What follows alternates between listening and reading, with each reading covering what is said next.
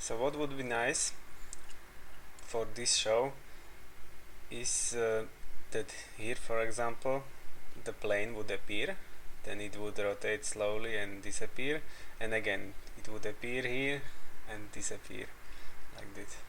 And this exact timing, so I need the plane appearance at this short time, and then I need to rotate it here, and then again appearance and again rotating. This is what I have to create. So this is more advanced, and I will show you how. First of all, I will remove my old effects. I can select more of the effects with left click. As you can see, I can select them. There is an easier way to select all effects. You can press Ctrl and A. You can select all the show, and then when I'm with mouse over the shows, I just press delete. It will delete the effects.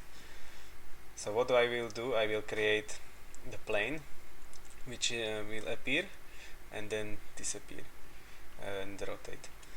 So for example, I have to add new bank to the workspace. Okay, so we can name it also new bank, and I can put it on position 1 to see it. So this is my new bank, which is empty. Okay, now I will create my plane. I assume in this tutorial you know already how to create effects. So I choose Edge Generator and Basic Shapes, and let's make it plane. Yeah.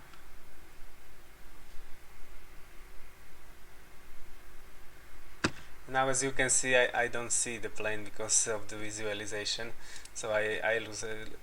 You can turn off the visualization, or I use a little trick. I just move the device, so now I can see the outline of the plane like this. So now I have my plane, and now I can use keyframer to make it to make it zoom in. So I choose keyframer, and now what I will do is I will go from 0 size to big size, just like this.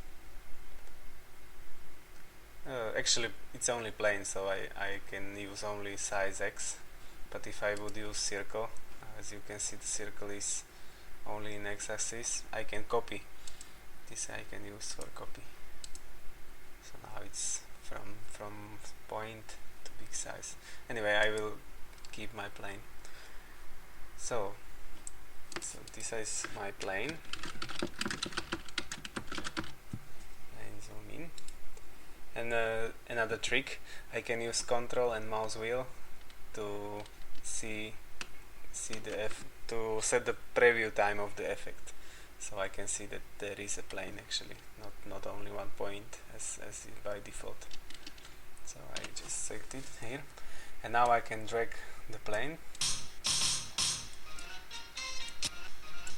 and now I can preview my show. But as you can see, the plane has not appeared complete. It's because by usual, when I put the effect into the timeline, it behaves like live, like in live show. So now in 1 second it will appear. So every second it will appear like this. And as you can see, it appears 3 times.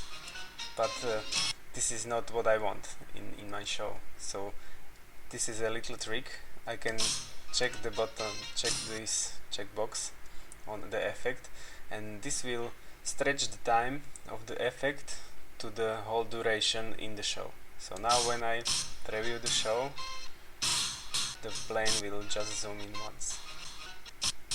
Maybe this is not so intuitive from the beginning, but when you get used to it, it's very practical. Because like this you can mix the live effects together with show effects.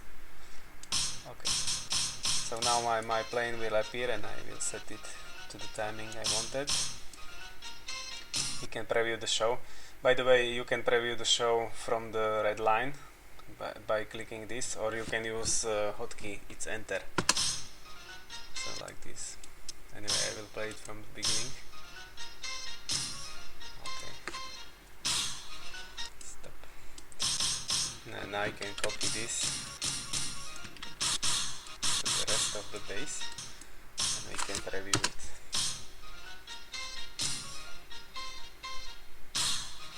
So like this is already quite nice. Anyway, what we wanted to do is to make it rotating here. So I can copy my plane like this, and I will delete my keyframer and I will add a new one, and I will make it rotating.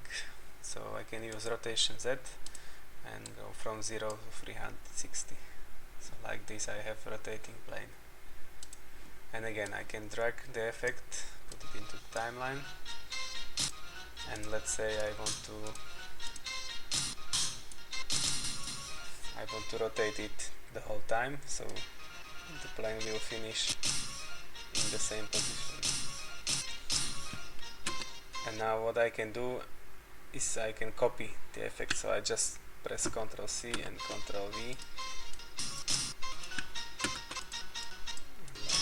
Copy. Okay, so we can play the show.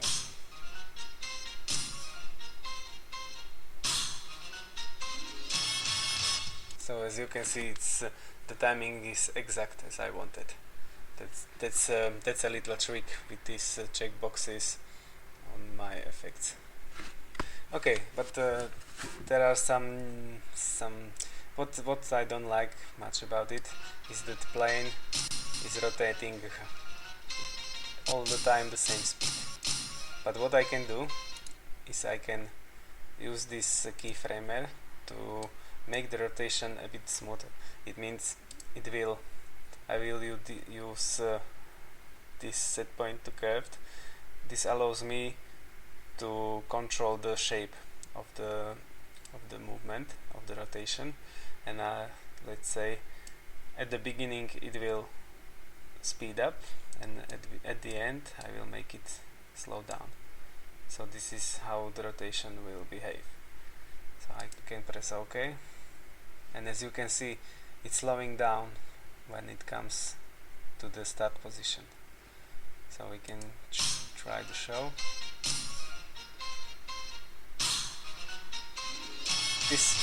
This adds a bit dynamic to the show. It's very nice especially when you compare to other laser shows. This is maybe a bit, it's a detail, yes, but you will notice it, especially when you see the show on the laser. It's very nice to use these accelerations and deaccelerations. Okay, so what I would want to do more is I would like to fade out the plane at the end. So I just use my keyframer and set the brightness at the end to 0. So now as you can see, the plane disappears at the end, and we can preview the show again.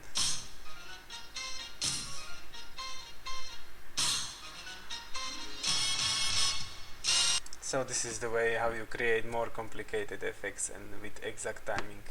This what you need to remember is just this little trick with this checkbox. But take care. I always recommend you, especially from the beginning, to use speed set to 1 when you use this checkbox in show. Because for example, when I set the speed to 2 here, now in my show it will make 2 times. So as you can see, it's because the speed is set to 2. So but this is a little trick. Maybe it's very practical actually. When you use it for a bit longer, you will experience when you will gain more experience and you will make some more shows, you will see that it's very practical actually, but maybe it's not so intuitive from the beginning.